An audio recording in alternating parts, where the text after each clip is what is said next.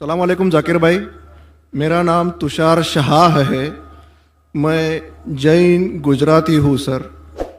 मैं civil engineer हूँ, commerce graduate हूँ और एमबीए की डिग्री होल्ड करता हूँ और पूना में एज ए प्रमोटर बिल्डर काम करता हूँ सर। मुझे आपके बारे में हमारे एक मुस्लिम फ्रेंड के थ्रू मालूम पड़ा।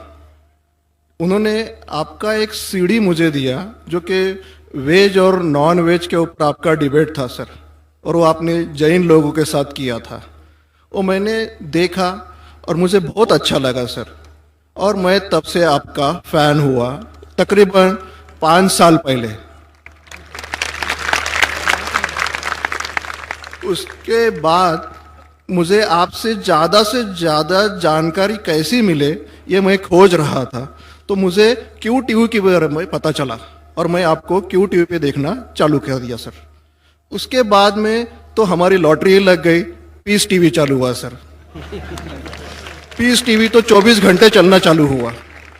और सर मैं यहाँ ब्रेक लेके बोलना चाहूँगा कि जितने भी जैन प्रिंसिपल्स है या जो भी राइट्स और रिचुअल जैन लोग फॉलो करते हैं, ये बचपन से लेके आज तक मैं समझने में फेल रहा हूँ सर। एक भी उनका प्रिंसिपल मुझे लॉजिकली एक्सेप्ट नहीं हो रहा है सर।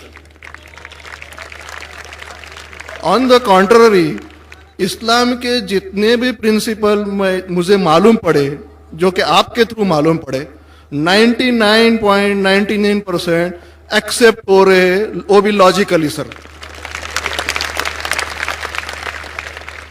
तो यहाँ दूसरी बात ऐसी हो रही है कि पीस टीवी के बारे में मैं थोड़ा आपकी परमिशन से बात करना चाहूँगा। मेरी एक रिक्वेस्ट है आपसे, कैन आई टॉक सर? सवाल थोड़ा मुख्तसर करें। हाँ जी मुख्तसर जी, ये नहीं, असल में क्या है, बहुत सारे भाई कतार में खड़े हुए हैं, बहनें भी हैं, सबको मौका दीजिए जाकिर साहब को सुनने का। इसलिए प्लीज आप पहले अपने टॉपिक पे आ जाइए, आप क्या कहना चाहते हैं? सर पता है मुझे, मैं 3 दिन से नंबर लगा रहा हूँ, आज नंबर लगा है सर। 3 दिन का बदला वसूल कर रहे हैं आप? जी नहीं सर, मुझे कुछ पीस टीवी के बारे में बात करना है, मुझे बात करने का मौका दिया जाए। सर ऐसा हुआ है कि पीस टीवी से मुसलमान लोगों को तो बहुत फायदा होता नजर आ रहा है, लेकिन उससे कहीं ज्यादा फायदा इस्लाम के बगैर जो मजहब है उनको होता नजर आ रहा है सर। इसका कारण मुझे जो ध्यान में आ रहा है ये है कि इस टीवी थ्रू बगैर इस्लामी मजहब की जो किताबें हैं उस पर रोशनी डाली जा रही है सर, और उन लोगों को ये मालूमात मिल रही है कि उनके बुनियादी वसूल क्या है, उनके प्रिंसिपल्स क्या है। और आज जो नॉन मुस्लिम लोग हैं उनमें एक हिम्मत आ रही है कि वो उनके सो कॉल्ड धर्मगुरु को सवाल पूछने की ताकत रख रहे हैं कि जो कुछ हम सुन रहे हैं ये सही है क्या, ये पूछने की हिम्मत आ रही है सर। और ये इनमें बहुत बढ़ जाएंगी सर, इसे रोकना आप मुश्किल है। अब यहां पर प्रॉब्लम ये आती है कि पूना में एक एरिया में पीस टीवी पूरी तरह से बंद हो चुका है। ये मेरी कंप्लेंट है सर। ये हम जो एरिया में रहते हैं वहां पीस टीवी काफी महीनों से बंद है। अभी चलाने वाले भाई जो है ये मुसलमान है, और उनके अंडर में जो एरिया आता है वो पूरा ही मुस्लिम एरिया है सर। अब उन्हें प्रॉब्लम क्या है समझ में नहीं आ रही है। चैनल चलाने में आस्था चैनल चला रहे, संस्कार चला रहे हैं, फैशन टीवी 24 घंटों चला रहे, ट्रेन 24 घंटों चला रहे, लेकिन पीस टीवी नहीं चल रहा है सर। हमने उन्हें काफी रिक्वेस्ट की, ईमेल भेजे, नोटिस भेजी, फिर भी कोई उसमें बदलाव नहीं आ रहा है, पीस टीवी चल नहीं रहा है। तो मुझे आपसे एक रिक्वेस्ट करनी है कि आप वो भाई से बात करें और उन्हें ये कहे कि पीस टीवी चलाने में आपकी प्रॉब्लम क्या है। क्योंकि कल एक भाई ने ये थोड़ी बात की लेकिन खुल के बात नहीं की। आपने उन्हें कहा कि आप एक 5-6 हजार की डिश लगा दो, पीस टीवी चल जाएगा। सर 5-6 हजार की डिश लगाने वाले की ताकत पूना में 500 लोग रहेंगे, 5000 लोग रहेंगे, लेकिन पूना में बहुत गरीब लोग हैं जो कि ये अफोर्ड नहीं कर पाएंगे, और उनका हक है कि पीस टीवी देखे करके। तो मेरी आपसे एक रिक्वेस्ट है कि आप वो भाई साहब का प्रॉब्लम क्या है वो देखें और पीस टीवी चालू करने के लिए रिक्वेस्ट करें। और अब मैं सीधे अपने सवाल पे आता हूं सर। जैसे मैंने कहा कि जैन लोगों का एक भी प्रिंसिपल लॉजिकली मेरे समझ के बाहर है, और इस्लाम के जितने भी प्रिंसिपल मैंने सुने हैं 99% प्रिंसिपल्स मुझे लॉजिकली एक्सेप्ट है सर। जो एक प्रिंसिपल में थोड़ी गड़बड़ाहट है वो मैं आपसे पूछने जा रहा हूं सर। अगर मेरे से कोई गलती हुई तो प्लीज संभाल लेना सर मुझे। तो मेरा ये है कि every human being is born with free will and we are here to test for the life to come hereafter. ये एक प्रिंसिपल है सर, मुझे एक्सेप्ट है, मुझे कोई इसमें ये नहीं है। दूसरा प्रिंसिपल है सर तकदीर का, जहां मुझे थोड़ी गड़बड़ हो रही है।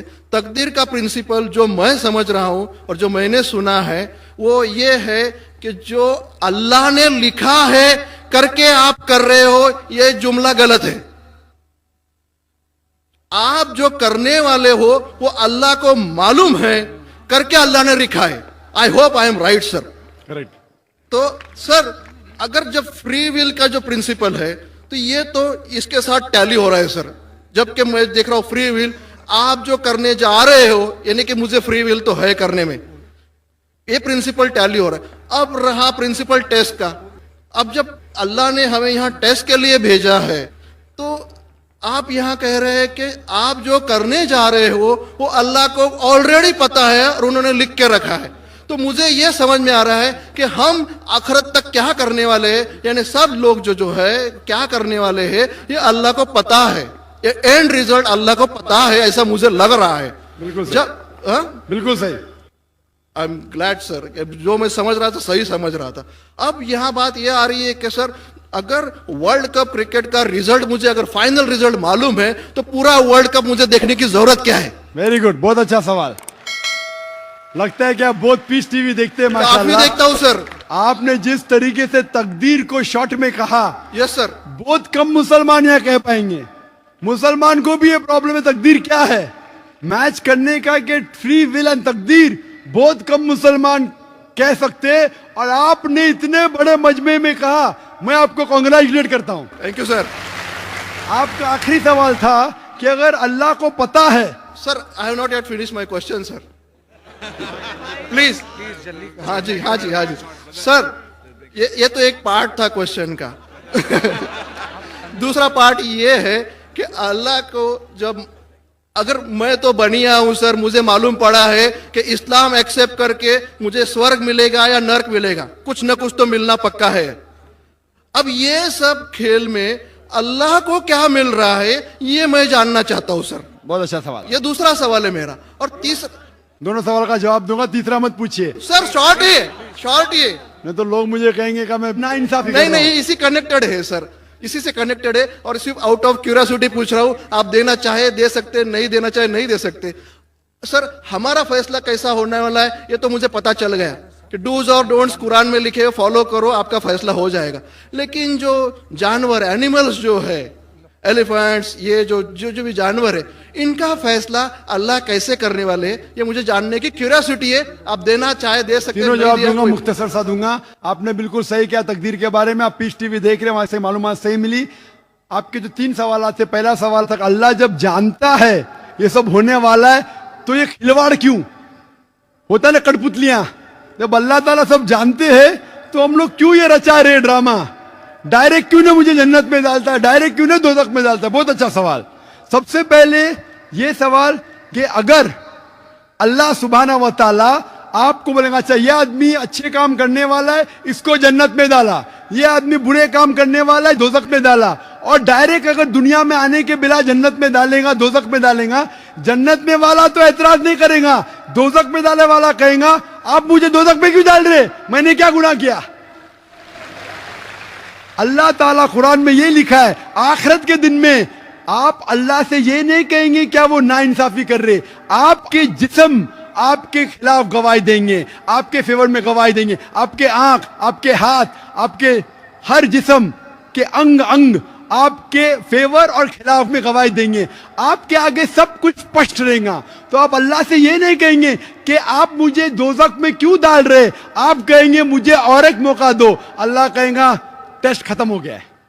अगर डायरेक्ट आपको दोज़ख में डालेंगे तो आप कहेंगे अल्लाह ने, मिसाल के तौर पे अगर टीचर जानता है कि ये स्टूडेंट को फर्स्ट आने वाला है, ये स्टूडेंट फेल होने वाला है, अगर डायरेक्ट बोलेगा नो टेस्ट, आपको पास किया आपको फेल किया, पास करने वाला इतराज नहीं करेगा, फेल करने वाला बोलेगा अरे आपने फेल क्यों किया मुझे, अरे आप तो बुद्धू है आपको, लेकिन फेल क्यों किया, इसलिए टेस्ट लेता है। अल्लाह ताला जानता है लेकिन आप उस पर एतराज नहीं किया आखिरत में, इसलिए टेस्ट ले रहा है। नंबर 2, अल्लाह को फायदा क्या है? अल्लाह को शैतान ने उसको चैलेंज किया था कि मैं तेरे बंदे को भड़काऊंगा। चैप्टर नंबर 7 में लिखा गया है। तो अल्लाह कहता है कि मेरे बंदे को तू भड़का सकेगा ही नहीं, जो मेरे बंदे ने उसको भड़काएगा। इब्लीस कहता है मेरे पनिशमेंट को डिले करो, गिव मी रिस्पाइट। अल्लाह डिले कर लेता है। अल्लाह क्यों कर रहा है? क्योंकि अल्लाह ताला के लिए इंसान सबसे बेहतरीन मखलूक है, बेस्ट क्रिएशन। बाकी creation don't have free will, इंसान को फ्री विल है। तो ये सबसे बेहतरीन क्रिएशन है। उनको खुशी हो रही कि बाकी जो लोग हैं, आपका तीसरा सवाल भी इसमें आता है, जो फरिश्ते उनको चॉइस नहीं, जो अल्लाह कहता है मानना ही पड़ता है। जानवर को फ्री विल नहीं है, जो अल्लाह ताला कहेगा जानवर करेगा, फ्री विल नहीं। इंसान एक ऐसी मखलूक है, ऐसा क्रिएशन है जिसके पास फ्री विल है। इसीलिए उसे खुशी होती है कि मैं फ्री विल देने के बाद ये इंसान मेरी इबादत कर रहा है। Answer number 2। आंसर नंबर 3, ये टेस्ट जानवरों के लिए नहीं है।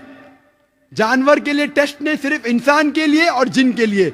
जानवर अगर किसने भी कोई गलत किया, एक जानवर ने दूसरे जानवर के खिलाफ कुछ सिंग मारी, तो आखिरत के दिन पे उसका बदला लिया जाएगा और उनको खत्म किया जाएगा। इन लोग स्वर्ग और नरक में नहीं जाएंगे। इंसान सबसे बेहतरीन मखलूक है, सबसे अच्छा क्रिएशन है। सिर्फ वो जन्नत या दोज़ख में जाएंगे। और सवाल के पहले जो आपने पूछा था कि वो मुस्लिम ऑपरेटर पीस टीवी नहीं दिखा रहा है, हम क्या करें? आप बिल्कुल सही कह रहे हैं कि मुसलमान से ज्यादा गैर मुसलमान को फायदा हो रहा है, इसलिए वो मुसलमान टेलीविजन नहीं दिखा रहा है। और मैं कहता हूं ना, कुछ लोग नाम के मुसलमान रहते, पैसे के रहते, वो बाकी चैनल शायद उन्हें पैसा देते, हम किसको पैसा देते नहीं। हम ना पैसे से किसी को खरीदते, ना किसी को इस्लाम फैलाते, ना चैनल को पैसा देते। गॉड टीवी जो क्रिश्चियन चैनल है, इंडिया में हर साल 28 करोड़ रुपीस है। 28 करोड़ सिर्फ केबल ऑपरेटर्स को पैसा देती है। 28 करोड़, 28 करोड़ वो बजट भी नहीं, सिर्फ इंडिया में दिखाने के लिए। हम पीस टीवी बोलते हमारा अमन का टीवी, हम आपको 1 रुपया देंगे नहीं। दिखाने का दिखाओ, नहीं दिखाने का मत दिखाओ। तो ये लोग पैसे के पुजारी, अब्दुल्ला ने अब्दुल रुपया है। ये मुसलमान हो ही नहीं सकता, जो भी है, मैं जानता नहीं कौन है। और आपको सजेशन, आप क्या कीजिए, बॉयकॉट करो उनको, बॉयकॉट करो। आप पर्चा निकालो, जो पीस टीवी नहीं